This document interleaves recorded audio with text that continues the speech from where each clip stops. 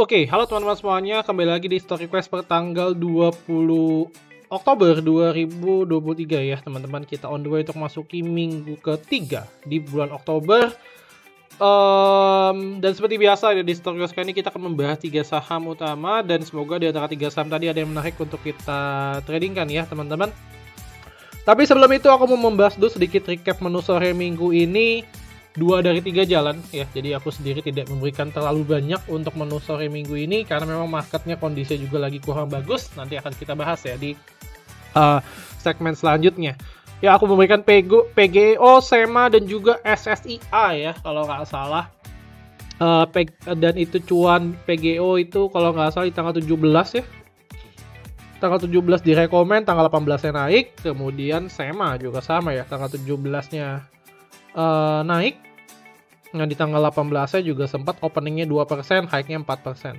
Nah ini kalau harusnya teman-teman enggak ke Gojek ya. Nah kalau misalkan teman-teman penasaran gimana caranya dapat menu sore yang bagus, teman-teman bisa ikutin webinar di Trading Masterclass. Jadi fokus utamanya di sini adalah kita hanya trading sehari sekali, tapi kalau bisa ya profit konsisten ya, dan juga win rate yang disuggest itu kurang lebih akan 80% ke atas. Dan sudah cukup banyak ya orang-orang yang sudah berhasil ya, alumni-alumniku yang sudah cukup berhasil, dan dia memberikan screenshot portofolio mereka, dan juga ternyata ya cuan luber juga ya, lumayan. Berarti strategi ini memang works, dan juga aku menggunakan sendiri strategi ini hingga saat ini. Buat teman-teman yang mau coba silahkan, mumpung harganya masih early bird teman-teman ya. Oke. Kemudian mungkin kita akan bahas dulu terkait IHSG kita ya. Minggu ini gerakannya seperti apa sih IHSG kita? Nah kalau teman-teman lihat minggu ini memang IHSG ditutup drop minus 1,12% ke area 6849,17 ya. Secara foreign flow IHSG kita drop hampir 3 triliun ya, 2 triliun ke atas kalau nggak salah. Sebentar, coba aku make sure dulu ya. 2,5 triliun di pasar reguler dan 500 miliar di pasar nego dan tunai. Jadi totalnya adalah di 3 triliun teman-teman. Ya angka yang memang menurutku cukup besar. Dan ini memang dimotori oleh rupiah kita yang terus melemah teman-teman ya. Dan ini sudah di break dari level ininya. Dari level resistance 15.600 ini sudah di break, dan sekarang on the way untuk memasuki resistance selanjutnya ya, angka psikologis yang di angka 16.000 teman-teman ya. Jadi itu tentunya menjadi katalis yang kurang bagus bagi market. Kalau misalkan dia break out lagi ya, bukan gak mungkin ya IHSG kita malah dropnya makin dalam teman-teman ya. Jadi hati-hati ya, di sini juga harus di watch yaitu di sekitar area 16.000 ya. Bentar aku tampilin dulu.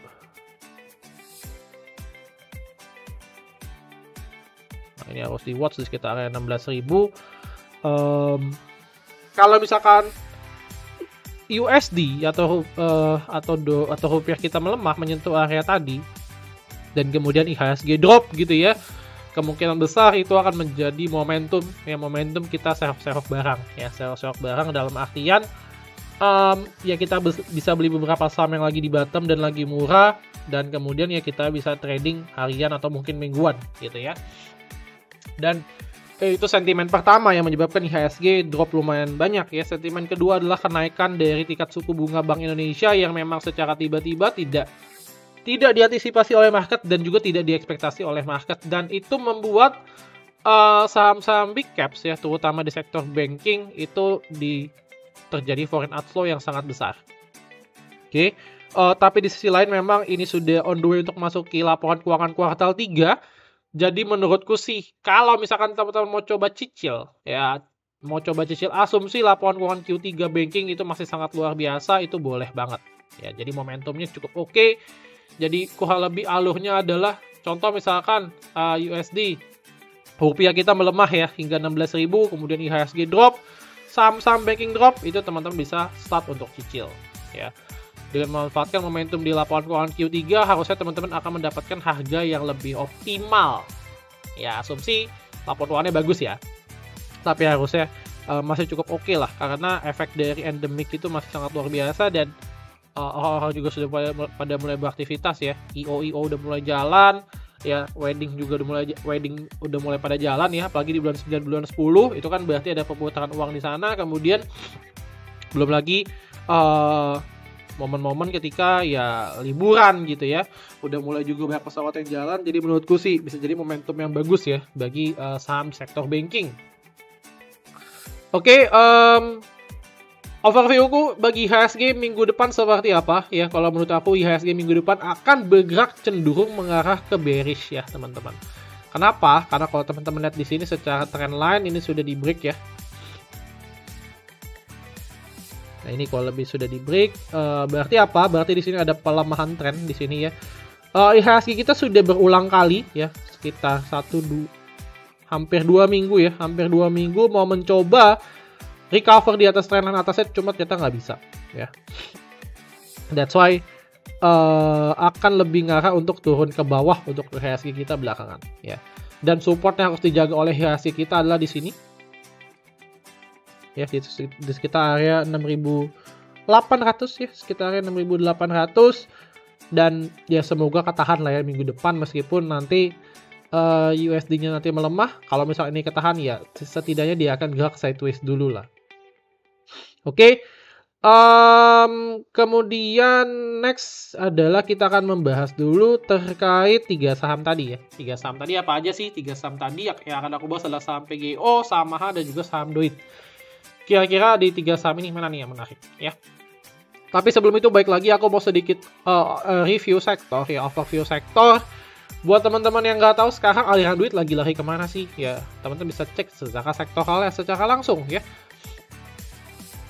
Kita cek aja cepat gitu ya, 1001 kan itu basic industry, dia mulai melemah, mulai bentuk pattern downtrend. Nah ini juga cyclical juga udah mulai melemah. Energi mulai better ya, mulai ada inflow juga. Finance ya melemah ya, cuma setidaknya mulai ketahan dekat-dekat area support sini. Health juga masih sideways, cenderung bearish. Industri downtrend ya, industri downtrend 107. Itu infrastruktur. Nah teman-teman lihat ya, kalau misalkan dilihat ya dibanding sektor-sektor yang lain, yang paling oke apa? Paling oke adalah infrastruktur ya, meskipun dia sudah naik sangat signifikan.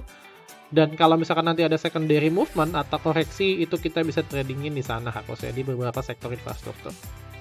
08 itu non cyclical sideways. Properti hancur ya karena suku bunga naik. Teknologi apalagi ya hancur luar biasa. Terus kemudian transportasi juga sama ya, masih turun karena harga oilnya naik. Kemudian ya mentok ya transportasi. Jadi kesimpulannya adalah kalau bisa ditanya aliran duit lagi kemana ya, kedua sektor ya, infrastruktur dan juga energi untuk saat ini ya. Nah gimana cara nyarinya? Ya udah teman-teman tinggal buka aja di sini ya, di aplikasi sekuritas teman-teman juga bisa kok ya. Kita tinggal cari aja indeks yang infrastruktur ada apa aja nih yang menarik, yang lagi rame belakangan. Nah trans lagi mana tuh infra. Nah teman bisa cek ya, ada ACST dan Meta ya, memang sempat rame kemarin. Terus kemudian ada beberapa saham di sektor EBT ya, ada Arco, Kin, Brand gitu kan.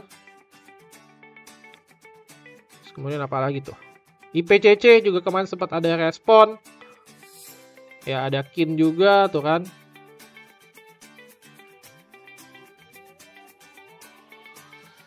Nah ada Meta ya, PGO ya, nanti kita akan bahas.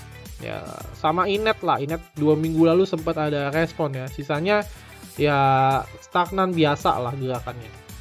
Jadi kalau lebih begitu ya, sedikit tips and trick ya bagi teman-teman yang nggak tahu nih mau tradingin saham apa ya, teman-teman bisa cek screeningnya secara sektoral aja ya. Screening cepat secara sektoral, teman-teman nanti akan tahu saham mana nih yang menarik ya. Misalkan ada Meta, tuh ada ACST yang memang kan beberapa waktu bahkan ada inflow kan, ada Brand, ada Kin, terus kemudian ada Arco, ada Oasa juga, itu bisa dilirik-lirik teman-teman gitu. Oke, langsung aja mungkin kita bahas dulu terkait saham yang pertama. Saham pertama yang akan aku bahas adalah saham PGO. Nah untuk saham PGO secara tren masih cakep ya, masih cakep, masih uptrend, gerakannya juga cukup bagus ya. Kalau menurutku pribadi ya, PGO sendiri itu tidak boleh drop di bawah ini ya, di bawah swing low akhir yaitu adalah 1245.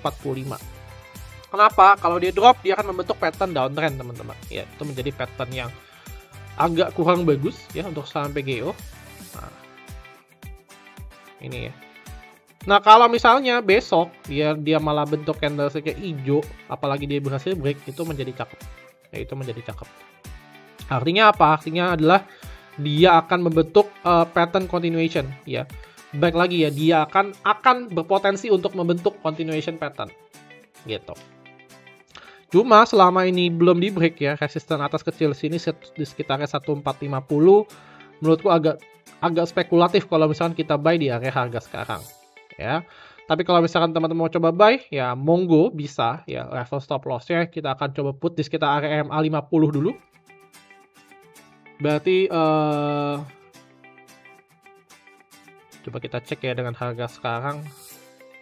Oke, asumsi teman-teman entry di 1350 ya harga sekarang. MA 50 sebagai level support 1 ya, 1310. Berarti satu ticknya 1305. Dan terakhir adalah di sini ya. Itu adalah sekitarnya 1240, berarti satu tick di bawah itu. Oke, rewardnya di mana? Rewardnya teman-teman bisa put, ini adalah resisten yang terdekat ya. Ini resisten di sekitar 1620 ya. Kemudian ini adalah resisten yang pertama. Kita di sekitarnya 1450, 1460 lah. Ya, 1455. Dan juga di sekitarnya 1620. Nah, kalau teman-teman lihat secara kayak gini, menurutku masih ya cukup menarik lah. Ya, asumsi misalnya contoh teman-teman entry di area harga sekarang nih, ya beli dulu di entry pertama. Kemudian ketika dia berhasil break, teman-teman boleh nambah ya dengan porsi kedua yang ya lebih kecil lah ya, yang porsinya lebih kecil. Terus kemudian stop lossnya di sini sebagai stop loss 1, ini stop loss 2. Ya, secara broker summary mingguannya gimana? Untuk PGO mingguannya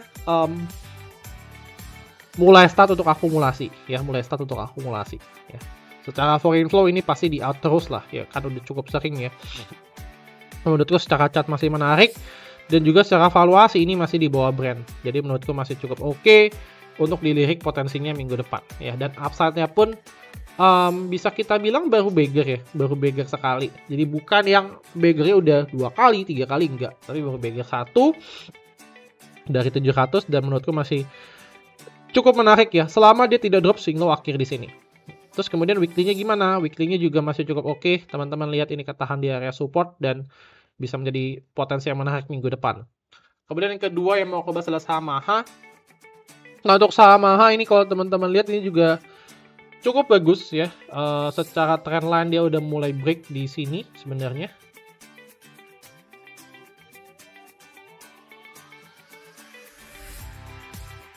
Oke, di sini dia mulai break trendline. Dia langsung running cepat dan sekarang dia mulai ketahan. Ya, ini adalah area menurutku area support dan bisa jadi pertimbangan juga ya kalau misalnya teman-teman mau entry. Jadi untuk AHA menurutku masih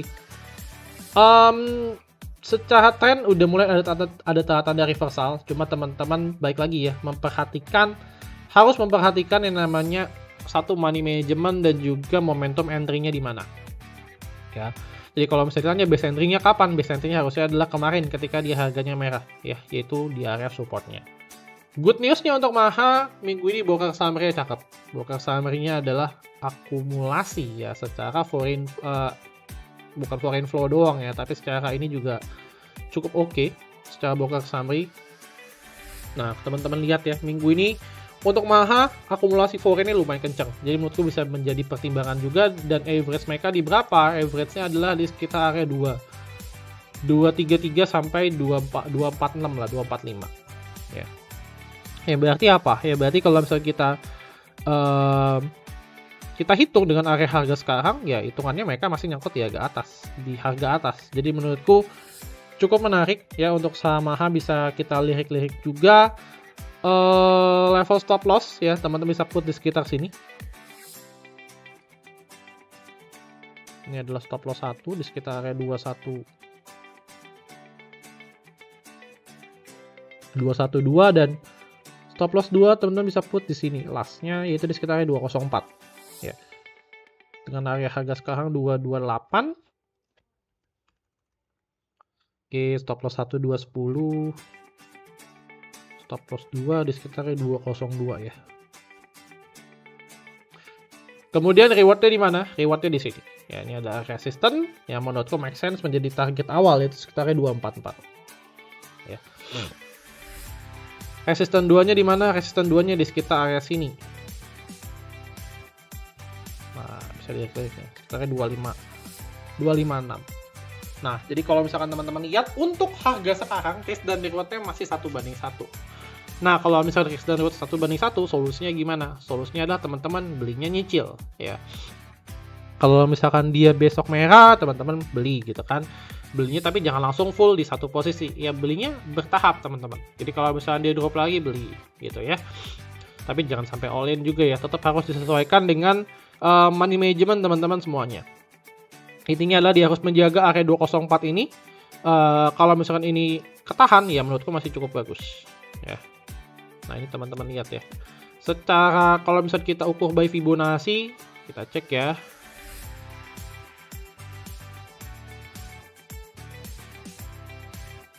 Nah, by Fibonacci juga area belinya kurang lebih mirip-mirip. Ini adalah area 38,2 di sekitar 220, kemudian yang di bawah sini ya di sekitar area 202.204 adalah area Fibonacci 23,6. Jadi menurutku bisa menjadi pertimbangan juga kalau misalkan teman-teman mau entry. Oke, itu untuk Maha menurutku masih cukup menarik. Kemudian saham yang terakhir adalah saham Doit ya. Turun banyak nih, waktunya beli atau enggak? Ya pasti kan teman-teman pada nanya seperti itu. Oke, untuk saham Doit minggu ini turun cukup signifikan ya karena memang ada isu negatif ya yang menimpa di saham ini. Minggu ini kalau nggak salah akuisisi yang batal. Secara daily ya trennya juga masih kita bilang cukup up ya, masih cukup uptrend. Jangka panjangnya cuma memang di sini mulai ada patah tren ya di sekitar area sini. Secara daily ini adalah area support ya, area support yang menurutku bisa menjadi pertimbangan menarik kalau misalkan teman-teman mau coba untuk entry ya dekat-dekat sini, dan kebetulan itu juga adalah weekly supportnya. Ya itu juga adalah weekly supportnya. Oke, itu yang pertama. Kemudian yang kedua adalah secara broker summary untuk saham Doit minggu ini menarik ya. Menariknya kalau bisa aku bilang skalanya ya 7-8. Kenapa? Karena teman-teman lihat ini ada LG, BKGR, average mereka di sekitar 400-an, 410 sampai 440. Cuma apakah angka tersebut bisa dijadikan patokan? Apakah bisa balik lagi ke 440? Ya kita nggak tahu dan nggak bisa jamin juga ya. Tapi setidaknya yang kita manage adalah risikonya dulu. Ya. Kalau misalkan teman-teman entry di sini, risikonya otomatis bisa aku bilang nggak gitu tinggi lah, bisa aku bilang rendah. Oke, itu 2 poin. Yang poin ketiga yang menguatkan aku juga yang berpotensi membuat saham ini adalah reversal minggu depan adalah secara chart 15 menit, di mana di sini mulai terjadi adanya inflow. Kelihatan dari mana? Dari divergence yang terjadi. Oke. Harga turun di chart 15 menit, kemudian di MACD-nya dia naik. Artinya bisa jadi ini adalah tanda-tanda bahwa ini penurunannya sudah akan beres dan kita tinggal tunggu reversal pattern yang terjadi nih di chart 15 menit. Kalau misalnya di chart 15 menit terjadi reversal pattern dan volume juga cukup bagus, ya kita bisa coba untuk entry. Oke. Untuk Doit plannya gimana? Ya kita akan bedah di daily. Untuk supportnya di mana? Ya ini adalah supportnya. Di sekitar area 380 ya, itu adalah support 1, support 2-nya adalah mungkin bisa put di sekitar 370. Ya, target area di mana? Teman-teman bisa put di sini. TP1 ini adalah TP2. Ya. Oke, otomatis dengan harga sekarang 386.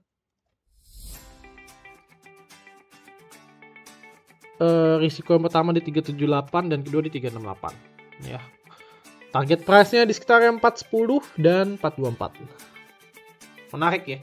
Untuk saat ini risk dari reward-nya menarik banget. Ya, risk-nya masih di sekitar area 2 sampai mentok-mentok 4,5%. Reward-nya ada di sekitar area 6 sampai 10. Dan menurutku trade ini bisa menjadi hal yang menarik ya. Teman-teman cicil beli aja. Harusnya ini akan ketahan sih minggu ini. Ya.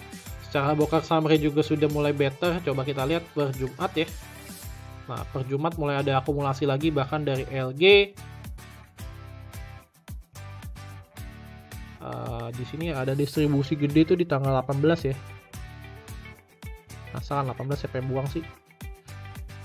EP, PD, SQAK ya. Bahkan di tanggal 18 ini malah diambil balik. Ya bisa jadi pertimbangan juga lah bagi teman-teman. Karena menurutku masih cukup bagus ya. Dan memang koreksi ini perlu ya. Koreksi ini perlu supaya ya dia bisa naik lebih tinggi lagi. Karena kan overall nggak ada koreksi signifikan ya dari saham DOID. Oke. Jadi kurang lebih itu aja ya 3 saham utama yang menurutku menarik dan juga bisa dilihat minggu depan. Semoga bermanfaat bagi teman-teman semuanya. Oke. Gitu ya teman-teman terkait video story class kali ini. Semoga bermanfaat. Jangan lupa untuk di like, di subscribe, dan juga di share ke teman-teman kalian supaya teman-teman kalian bisa menjadi lebih pintar dan lebih kritis dalam trading atau investasi saham. Thank you teman-teman semuanya, dan semoga kita bisa cuan minggu depan dan market kita bisa menjadi lebih baik. Thank you and see you next video guys. Bye bye. Salam cuan.